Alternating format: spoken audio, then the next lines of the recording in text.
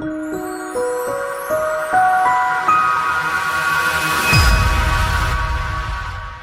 were to hand over the keys last year in August. It's been delayed now till December this year. The reason for the delay is everything is constructed, everything is done. And what is there to be done is toilet fittings. We need toilet fittings for 130 toilets. And money is being paid 18 months ago. We are not being delivered yet. We had to put up with this. And above all, just 2 weeks ago, for condos and apartments, they introduced, I think, a 17% VAT. Now that hitting us bad. Had we given the properties 6 months ago or 2 months ago, that wouldn't have affected us. Now we are going through it. I'm seeing it. I'm living it. So I can relate to it. But the question is, will I stop doing business? No. Will I do another project in 2 years? Yes. But the question is, I will do it slightly differently. I will never convert my hard currencies into rupees.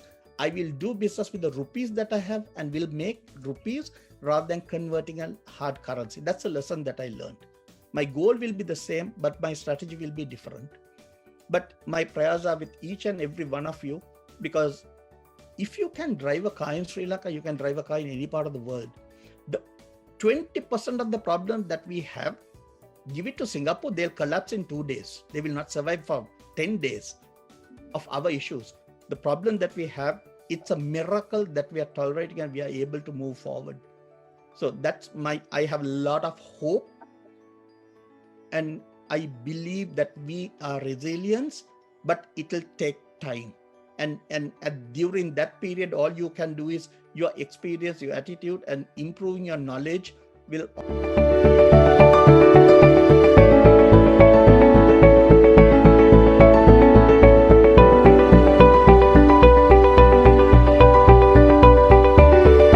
Mr. Riyaz Rauf, who will be joining us for the topic doing Sri Lanka proud in Canada. So I would like to welcome our chairman, Mr. Bandula Egodege, to address. Thank you, Ruth, for that wonderful opportunity. In fact, even though I'm duty bound to welcome Mr. Riyaz Rauf, I have a very, very emotional feeling of getting our chief guest today for this wonderful webinar, because my relationship goes back for 30 years. For the students, the kids, this is how we progress in our life. 30 years of corporate world, we are working together still. Yeah. Hello, some disturbances. Yeah.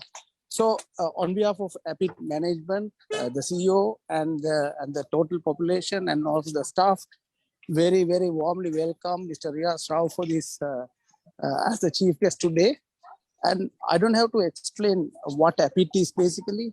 Is APIT known as a quality education, but we are in the journey, but giving more than the degree, not only the academic excellence, we want to give the leadership qualities and understanding of the reality. So that's why we are making these opinion leaders like Riyaz to come and teach and come and meet and have direct interaction with our student population. So it's a great honor, and also we believe in something. Why you want to learn? To get more, and also to give more. So learning is another experience. It is not a textbook. It is basically sharing experiences. I'm sure, being a wonderful #1 brand management tool today, the journey. I'm not going to introduce anything because Rohantha will take care of it. But I know I have experienced the energy and the passion and the visionary leadership Mr. Riyaz Rauf has 30 years ago. I mean, everyone knows the brand Milo, Sri Lanka. I think here the pioneering of that brand to establish in Sri Lanka in 1980s. So that is good enough to welcome me from my end. So I'm sure, without further ado, I will hand over it to Rohantha and Ruth. This is chief guest. This is basically the initiative of Dr. Rohantha, giving direct interaction to our student population. So thank you very much for being with us in spite of your busy schedule. Thank you. Thank you very much, Chairman, for joining from Croatia. It's beautiful to be in touch with you. Right now, we are beaming out of Kandy. I'm at the Kandy at the campus. I mean, we got a fantastic, brilliant guy whom I've known for so long, 25-year career in marketing, promoted and sold iconic international brands, tapping into the psychology and behavior science to research and get the right products to the right people. In 2016, he took his skills, knowledge, and experience and launched into the fascinating challenge of world of real estate in Canada, joining the Century 21 as a realtor. In just 2 years, he started consistently ranking within the top 5 performers in his brokerage and distinction he keeps this day, even in Canada. In 2021, he earned the Double Centurion Award, an honor reserved only for those who perform in the top 3% sales in the entire nation. Today, Riyaz works with buyers, sellers, investors in the Greater Toronto area and the Durham, Peel Hamilton, Hamilton, Niagara, and the York regions in Canada. Last year, he crossed 82 transactions, including 6 for just one of his investor clients. I truly appreciate where my clients now and where they would like to be in the future, and my goal is to help them, says Riyaz Rauf. To this end, he deploys decades of marketing expertise and his roots to Nestle's iconic brand Milo, which he was a brand manager for, in Sri Lanka. Even today, even after 25 years, people yet remember him. And I mean, it's really fantastic once again to a human being who has gone to Canada and now he's doing proud for Sri Lanka. Ladies and gentlemen, investor and realtor, Toronto and Colombo, Riyaz Rauf. Thank you very much, Rohanta, for that very generous introduction, and also to Bandula, my former colleague and dear friend, as well as Ruth for coordinating this. And thank you very much for APIT for giving me this opportunity. And let me start off by saying, although it is 6 o'clock in the morning for me, let me also say good evening to people in Sri Lanka, and also let me invite you or greet you in the traditional way, Ayu Boho Veva.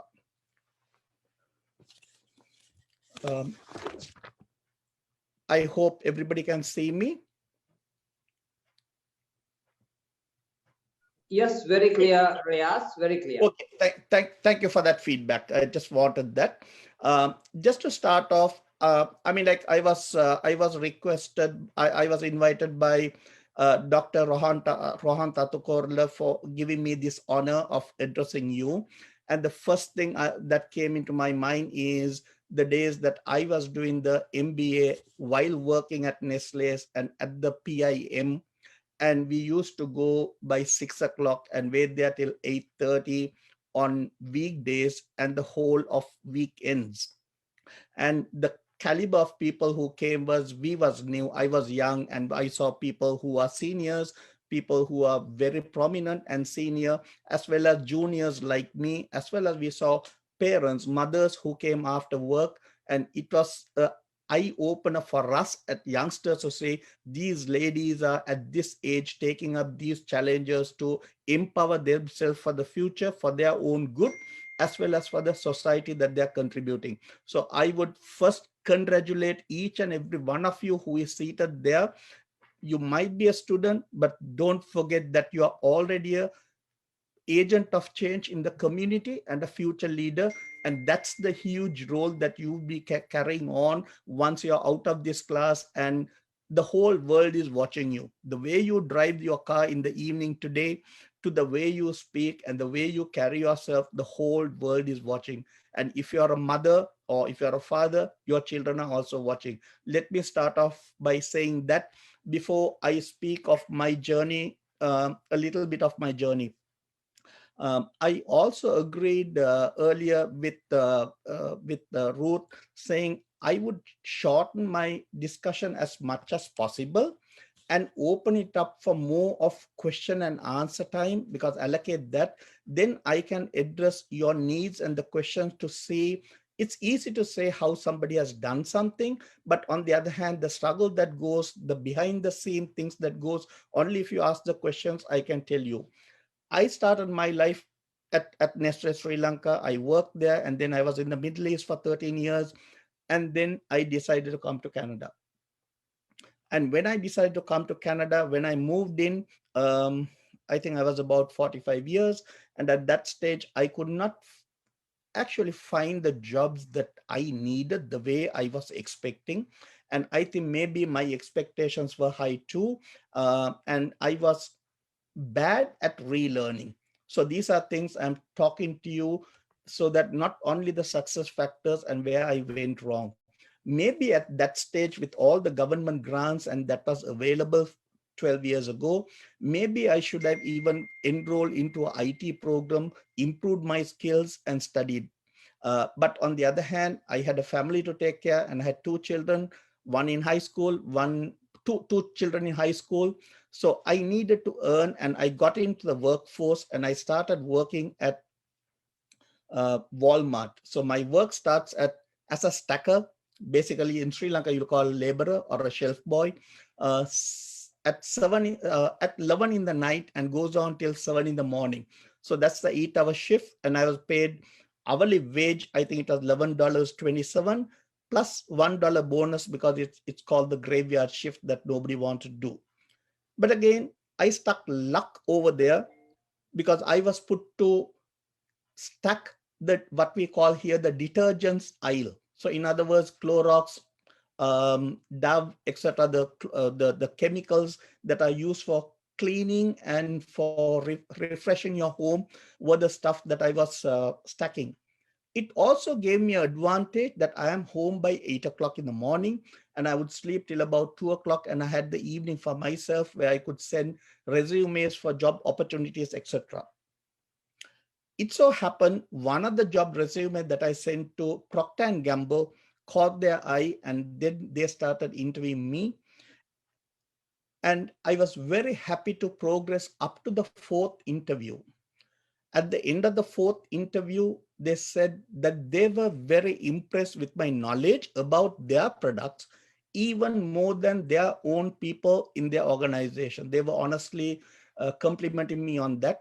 And the secret was, I was filling the shelves every night, the empty products that were purchased by the people. So I knew if one particular brand, we had to fill 5 cases, 5 cases got sold on that day.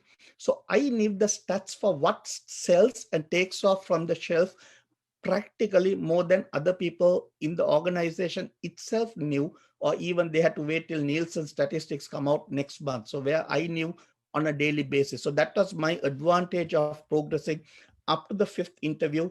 And as always, yes, I did not get the job. That was a disappointment that I had to live with. And every disappointment brings up an equal opportunity in your life, as far as you believe in opportunities and you persevere to what you want to be. One thing I was sure about is my journey to Canada. I would do everything in Canada to make it a success on my own, without using any of my parental assets or parental support from back home. That was one promise that I made to myself at that stage. I'm not saying that everybody should do that. If you have the opportunity, why not do it? You might as well succeed faster than taking long. Then I started working in a bank, TD Bank, and that banking job never fitted me. Again, this is a lesson of knowing what your profile is and who you are as far as your MBA students. Say, throughout up to this point, I have been 25 years of marketing experience. And then I'm working at Walmart, still enjoying it because I'm learning those statistics coming in, but I'm doing a hard laborer's job and just managing to pay my bills, or even running low on bills or on funds. But I was enjoying it because my passion was marketing and communication at that stage. I was put into a bank, and then you had to wear a suit, you had to hold a pen, you had to wear a tie, everything the way they want, and it's in the manual. That never jived in with me. Furthermore, I was working in an operation where all my colleagues were below 24 years, and the computer skills, they could click 10 or 8 keys with both fingers, whereas my language was pressing each button. On one side, it was embarrassing, but I survived. Then I decided I should move into real estate, starting buying something for myself and investing for myself. And then later on, I started doing my studies, 8 different exams, and became a realtor with a brokerage. And that is where my journey started. So this is what I would like you people to understand. When I say people, I respectfully saying all the students, because I don't want to use the word students, because the days of you being a student is gone. Now you are an opinion leader, you are a leader in your own industries. Even when you are sitting in this class, you are leading a ship, the biggest ship that you are carrying. The captain of your ship is your family. Your destiny is in another 20 or 30 years where this ship leaves. Your vision today should be, you should be having a vision board of looking at, where am I taking my family? Or if you are a bachelor, how am I going to plan my life? Once you plan that, everything falls in place, and you can break it down into small goals. You are MBA students. These are basic strategic policies, but put into perspective when it comes to business. So all I said was, when I entered the industry, I took the license at that stage in Toronto. That was in 2016. We had 43,000 realtors, licensed realtors performing. So all my friends and immigrants who have come before me for generations discouraged me from taking up this job or trying this. They said, you'll never succeed because there are 43,000 people. So after 1 month, somebody asked me, where are you now? I said, 43,000 minus 1. So I'm still there at the 43,000. So I didn't know what my rankings were. But then I had a chat with my family, and I said, let's try to make it big. Let's have a vision that is bigger, break it down to achievable, and see what we can do. Trust me, my first goal, maybe you can laugh at it, but my first goal as a realtor was very simple. We had Sri Lankan community realtors too. My first goal was to be the best, to be among the top 10 best dressed realtors in the industry. It is so silly. To be within the top 10 best dressed realtors. Then it broke down. If you're within the top 10 best dressed, to respect that dress, you also need the knowledge to back it out. Then we came into the second one, to be the most top 10 knowledgeable realtors in the community. So say I did not go against the 43,000 that is up there, but I went for the few Sri Lankans because I want to get ahead there. I think me and Rohanta, when we were seated 30 years ago at Professor Udita Lenage's class, he used to tell us of a story. I think it's relevant here too, where a Japanese and an American went out in the forest, and then when they saw a lion, the Japanese guy started running up, and the American guy ran up the tree and took shelter. What was trying to take shelter, where the Japanese guy was changing his shoes into a running shoe. The American asked, how the hell are you going to outbeat the lion chasing you? His answer was very simple. All I need today is to run faster than you, and the lion will have you. So it was my own story. I had to go ahead in the community, in the Southeast Asian community ahead, and then everything else would follow. So it worked perfect. But on the other hand, you need a vision that is, I would say, it's burning hot. When they say when the flames flames are red, that is not the flame that we are looking for in a passion in doing something. You look for the white flame. Even if you look at a fire, not the red, the white flame is the real burner that burns you, inspires you to go for anything at any cost once you are focused on it. So that is the desire you want. And I brought this into me at that stage. By the way, at this stage, I have not even done 2 transactions. I was eating out of my line of credit or the bank money that I've saved up, but I got a mentor and a trainer, 2 people, 2 different people, one from the Napoleon Hill Foundation as a consultant to train me. And also I got a real estate trainer by the name of Rob Vivian to train me. So these are very important things. As MBA students today, you definitely need role models and people who can help you to move forward. Networking is one thing, having role models. Now, I am very practical person, and sometimes people misunderstand when I don't communicate properly. That's my fault. But take it from me. When you identify a particular role model, you're identifying that role model only for that role.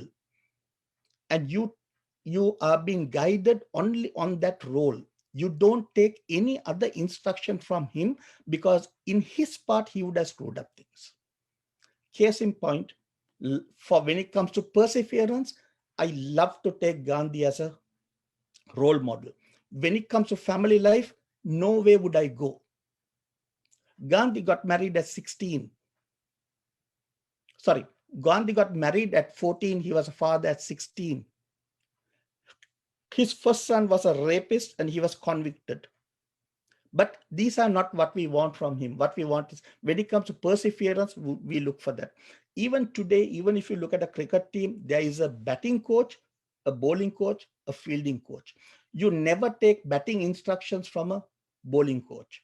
Similarly, in your industry, you have to understand whom you would like to follow, who you would like to learn, the mistakes they do.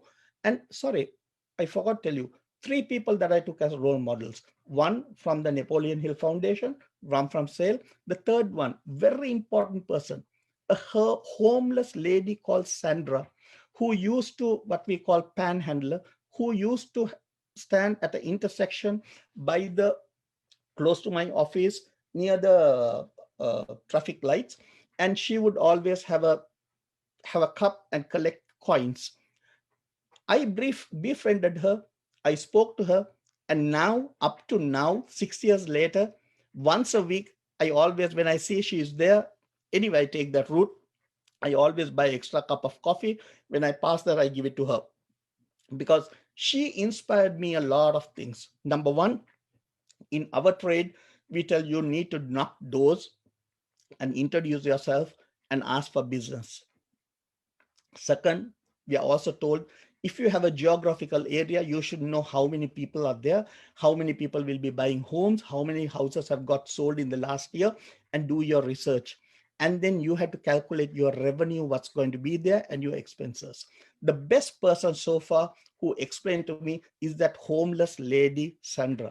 She knew between the red light and between the green light, her income was $2.50 each time. And her budget was, she had to budget her time to ensure out of the 20 cars that are stopped, that she would go to at least 8 cars. And she also knew only 3 cars would drop a coin on her.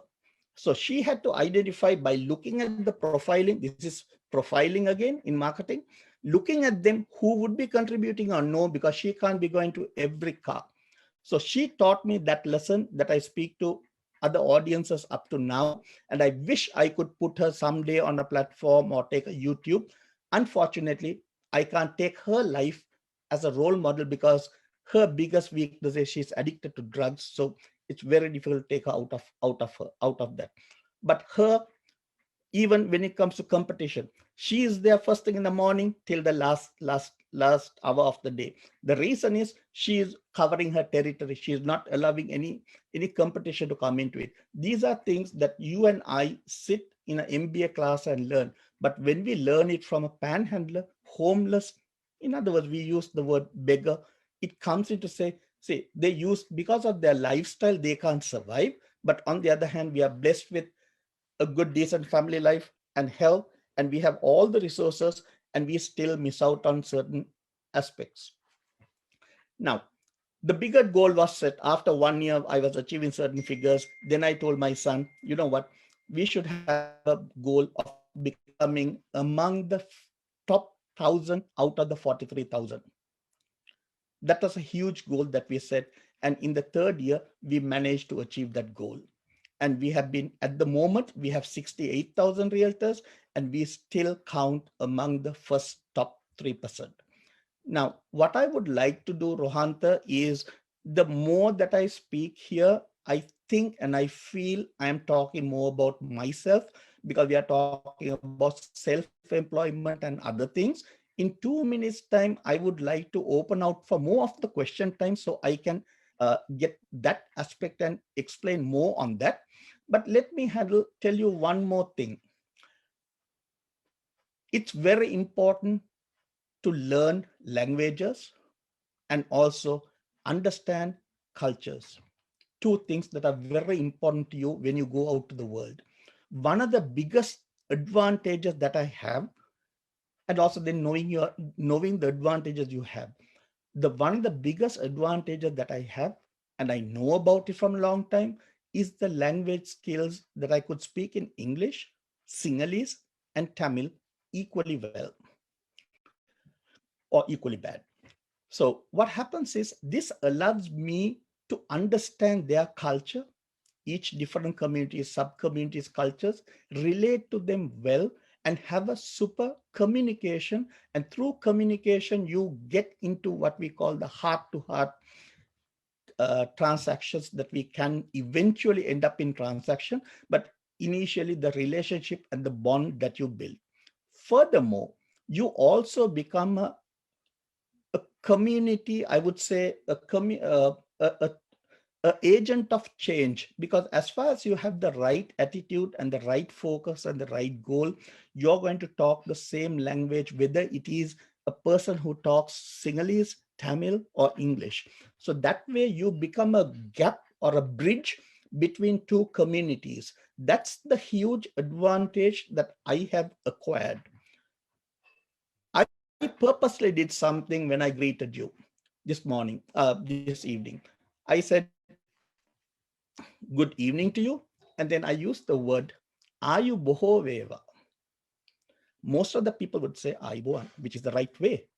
But most of the people may not know the meaning of Ayubowan. Ayubowan just says, may you be blessed with long life. Ayu Boho Veva.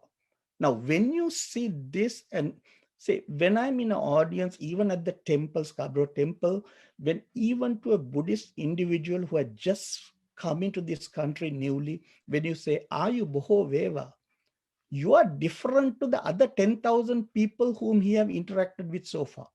You made the unique connection.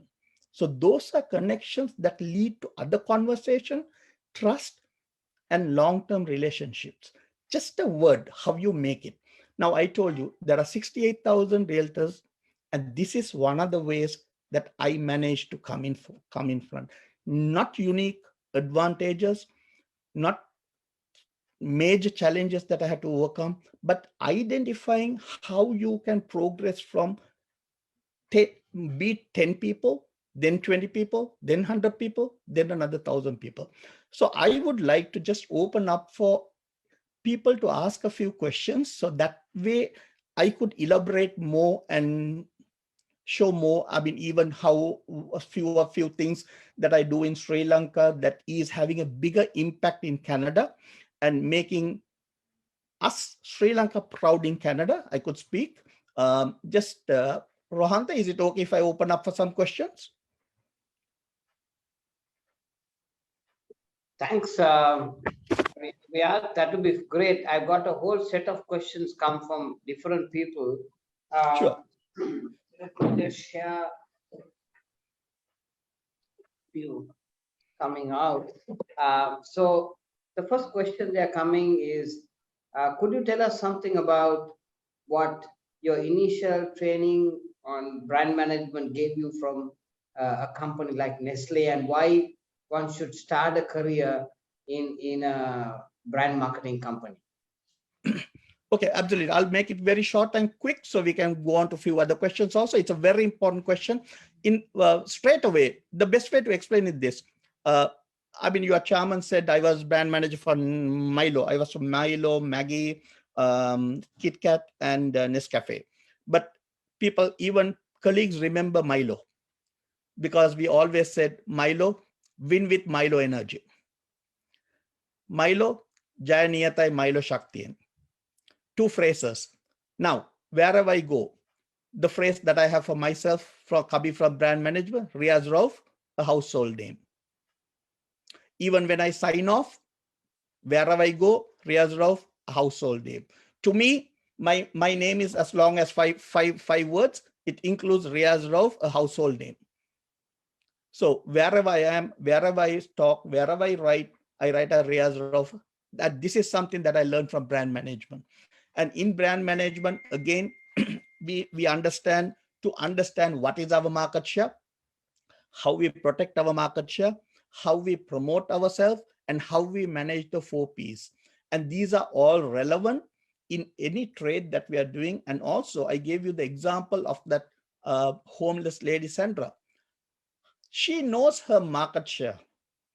She knows how many cars are moving there, and she knows how many cars would give. She knows how to protect her competition by coming on that time. And also when she leaves in the night, she leaves certain things like an umbrella or a pan or something to identify that that is her territory.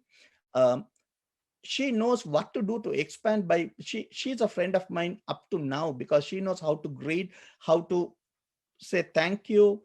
I use her for my marketing and she uses her for her things. So a long story short, those are the few things that I learned. And also, honestly, although a lot of people may have different thinking about multinationals operating in countries like Sri Lanka, even I hold that view. But on the other hand, we only lose when we don't learn from them. When we learn something, when we adapt it to ourselves, that's a huge learning. One more question, one more thing that came to my mind I would like to address at this stage with regard to regrets. Rohanta, you know, when we were management trainees, you were at Unilever and I was at Nestle's, and after a certain time, you have to give a report, and you know, after your field work. In 91, when I gave my field report, I knew there were certain issues that were in the distribution system and also with the distributors. And I gave it in the form of a report, and certain things were implemented and corrected. My question is this. I wish I was matured enough at that time to have the same mindset that I have now and the ability to take risk. My question is, I knew the distribution system inside out. Why didn't I become an entrepreneur after 5 years by opening a distribution system for Nestle's and being the distributor? Why did I decide to carry on as an employee? Up to now, I'm kicking myself. So, ladies and gentlemen, future leaders and entrepreneurs who are seated there, think for yourself, take risk, learn it. When you and I die, we'll regret only of things we haven't done. Hardly anybody regret for things what we did, unless the people are in jail and they regret for what they did. Anybody who is outside will regret a lot for things that we did not do, decisions we did not make, the chances we did not make. See, at the beginning, now I'm 57. At that stage, I was in my 20s. See, there's a saying in Sinhalese, "Padurem vetunama ridennetne." So you're not in a bed to fall and break your legs. You're in the mat. You don't. So be an entrepreneur, think like an entrepreneur. Even if you're working for a company, it's always nice to be a leader of the future company or your life that you're managing. Thanks for that question. Sorry for the long answer. A good question coming out from one of our second years. They're saying, from what I see from you is that you're very exacting in what you do, and you're very specific to the actions you take, which is strategic in nature. But having started your career in such a top organization, why did you decide to go overseas? Okay, so I'm going to answer in 2 minutes, but I'm going to break it into two parts. First one, I appreciate both parts of the question. The first one, yes, and this is because the whole idea of me talking is to empower you. My whole world is empower you to do what you want to do.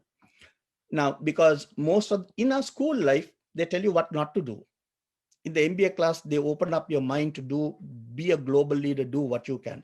Say, even when I started real estate, even before I had done one transaction, I used to walk 3 kilometers a day, knocking at doors, giving a business card, and introducing myself. Guess what happened? I got a heart attack. I fell on the floor, and I had to be taken in an ambulance to the hospital. And I had my first heart attack, and I had 4 stents changed. That was 2016. The moral of the story, I was inside the ambulance, still conscious, but I was injected with morphine because of the pain. The paramedic kept on asking me, how are things? How is work? How is the weather? She was talking things that I thought it doesn't make sense. She was trying to take my mind out of what I am going through. I told her, Miss, I know that I'm in one of the best countries with the best medical service and under the guidance of the best trained person in you. But remember, I am confident that I will survive this journey. But make sure, in my pocket, I had a card. I took a card and said, make sure whenever you want to buy a house, give me a call when I survive. Now, this is a man going through almost close to death. Fear not what is happening to you, but fear whether you can achieve your vision or no. The vision is more important than what you are going through, because I can't do anything. My life is in her hands and God's hand. So all you can do is set your mind at that stage. And I think that is what made me what that is. Second question. Very important question that you asked me. I was doing my MBA and I was doing my last semester at the PIM when I got my first opportunity from Middle East. And I went to Dr. Gunapala Nanakara. I think he was our dean at that time. And I asked him for advice. Should I be staying here and doing my last semester next 6 months? Or should I be taking this job which may not come later? And then I also checked with Dr. Udita Liyanage. Dr. Gunapala Nanakara's answer was very simple. He said, a brain drain for a country is better than a brain in a drain. Go out to the world, get what you can. Do not forget to contribute back to your country. That was his words. A brain drain is better than a brain in a drain. Another one, thank you, Riyaz. A lovely question coming through. You're right now one of the top 5 in Canada when it comes to your current profession. If there's one skill that you think that we as MBA students should some or other learn from you, what is that one skill? But just a correction. I am not among the top 5. I am probably among the top 1,000 still, but among the top 3%. So just to correct, so that I put things in perspective. And the question was one skill that honesty, and especially when you are dealing with high value, honesty has to come. Honesty, without honesty, there's nothing that would bring you to success. A burning desire to succeed, and honesty. Those are 2 things that I could say. And the second is be fearless to achieve your vision. Your strategy will keep on changing. maybe by the day, by the year, your strategies will keep changing. Your goal and vision should not change. Riyaz, a lovely question coming through. Thank you. The whole industries or globally, all countries are challenged. And we are looking at into next general management positions once you do an MBA. What advice could you give us who is right now in a bit of a challenging situation in a country like Sri Lanka? See, one of the things is that is one of the reasons that we have libraries and internet and YouTube. In our days, we didn't have internet or Google. We had only the universities and lecturers of the caliber of the people that we went through to tell us what's happening in other parts of the world. Say, set a goal what you want to get in the next 5 years. It could be within your country, outside your country. It could be jointly being in your country and doing something outside or within your country. You might say it's easy to say, Riyaz, but very difficult to do. Set the mind. You are so stronger than what you think you are. Set your mind. You want to become a general manager? Perfectly fine. But don't you think general manager itself is a basic need for a MBA student because you are beyond that? And the industry that you are trying to get into as a general manager, wouldn't you want to be an entrepreneur owning it in a small scale as your own? I still remember somebody jokingly challenged to me because when I used to joke with a supplier, but the supplier said to me at Nestle's, Riyaz, the pen that you write and the chair and the desk that you're seated doesn't belong to you. I may have only a toothpick, but the toothpick belongs to me and my old car belongs to me. It's his. And that guy then and today, he's in a total different world in his achievements. So do not limit yourself to what's happening around. What's happening around is noise. What's happening around is being looked at by 100 other people in your situation. But you are looking at not that, being ahead of that 100 people. And to be ahead of that 100 people, you got to set your mindset. And the mindset is number one, I can do it. I said, your goal is that your strategies can change. You can be an entrepreneur. You can be a business manager. I hope I answered that question. Superb, Riyaz. Riyaz, just one more very interesting question coming out is that how important was your MBA for the kinds of thrust that you had to do to where you are right now and how it has helped your career? Okay, I'm going to be very honest with what I answered. If you ask me whether it was an MBA that was useful or listening to those legends who were conducting those classes and explaining the MBA program to me, I would say listening to those legends. Right? The caliber of the people whom I had to go through in the process and the knowledge they shared and the experience they shared is not only academic. It was also what they were going through. One of the people was Udita Liyanage, who is no more. He was going through a huge crisis at the time he was lecturing us because Shawwalers were getting down Cadbury's from India. And they launched Cadbury's and it was not doing well. And eventually they had to even lose the agency. He was talking to us about the difficulties that he was having. And that difficulties, like for example, and I ended up even selling Cadbury's in the Middle East eventually at one stage. And that all these reminded me. So the MBA program is not what, say, sometimes an MBA student can read the book, stay at home, not come for lectures and still get through the exams. But that is going to be an academic qualification for you. What is good is what is taught in the class, question it. Look at the practical side.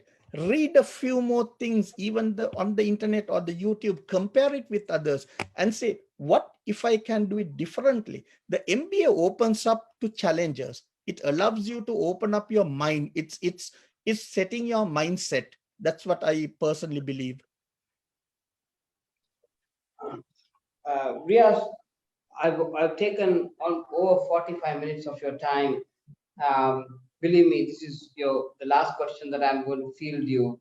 And the question is, how do you see things evolving for business from the data that you have to our parts of the world, like Sri Lanka?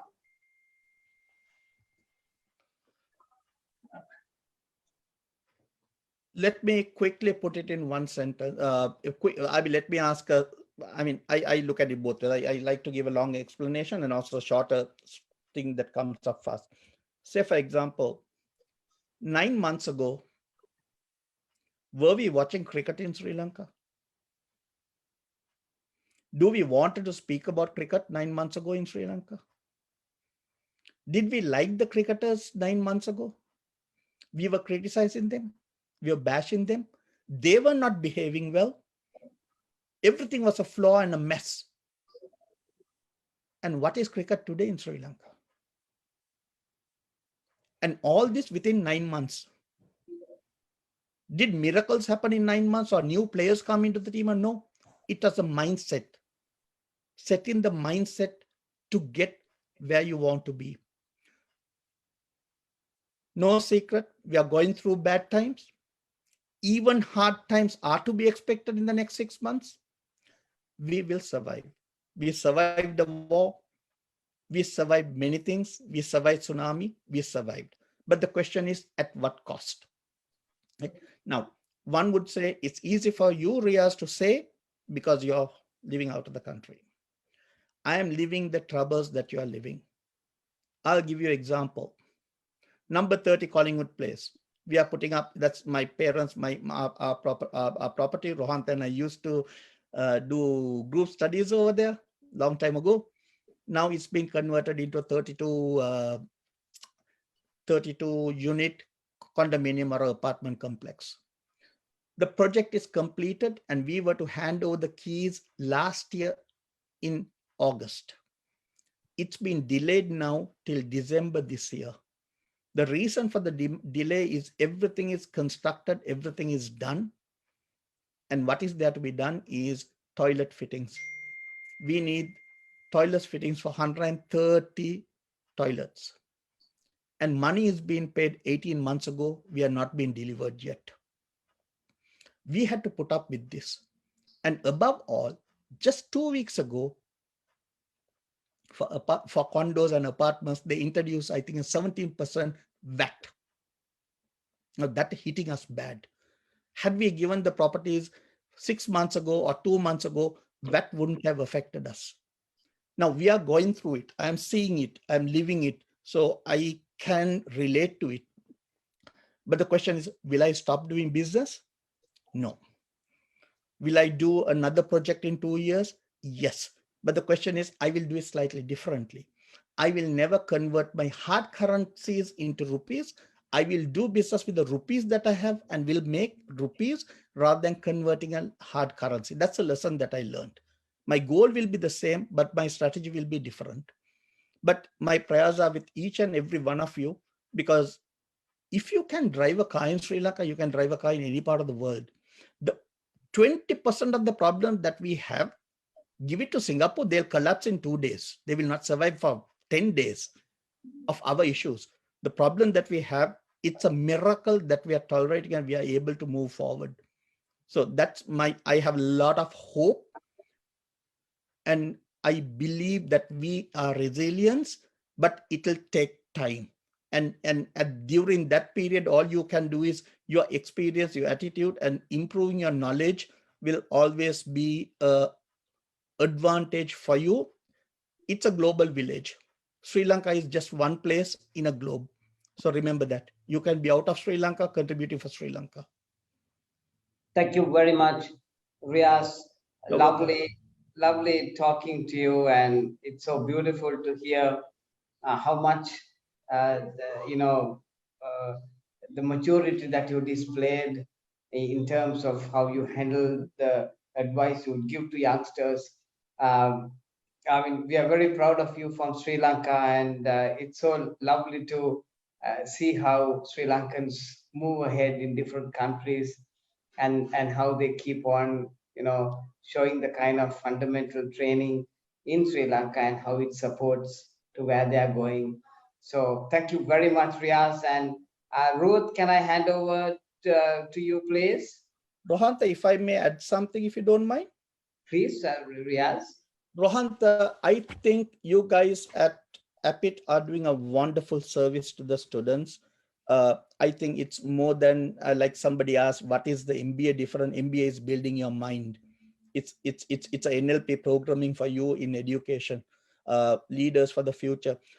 Rohanta, I think your institute has produced more than 4,000 or 5,000 students. I'm sure if you can look at alumni in different parts of the world, like for example, you can start something in Toronto. In fact, I was speaking to one of my clients 2 days ago, and she said, I did my MBA at APIT. Right?